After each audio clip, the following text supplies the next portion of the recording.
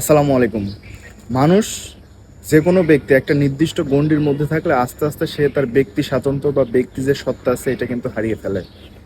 আপনার মধ্যে অনেক ক্রিয়েটিভিটি আছে, বাট আপনি কোনো এক পর্যায়ে কোনো একটা নির্দিষ্ট জবের মধ্যে আটকে গেছেন, সেখান থেকে বের হতে পারছেন না নিরাপত্তার ভয়। আসলে কি আপনি ওইখান থেকে বের হইলে ভালো অপরচুনিটি পাবেন এবং অন্যখানে গেলে আসলেই কি আপনাকে ঠিকঠাক মতো স্যালারি পেমেন্ট করা হবে? শুধু এটা জবের ক্ষেত্রে না, আপনার মধ্যে অনেক ক্রিয়েটিভিটি থাকে, কিংবা পরিবারের চাপ, সামাজিক কোনো সিস্টেম, বা লোকে কি বলবে, এই সবের মধ্যে যখন আপনি আটকে যান তখন আপনার ভিতরে যে জিনিসগুলো থাকে, যে ক্রিয়েটিভিটিগুলো থাকে, যেগুলো করার সম্ভাবনাগুলো থাকে, সম্ভাবনাগুলো আস্তে আস্তে নষ্ট হয়ে যায়।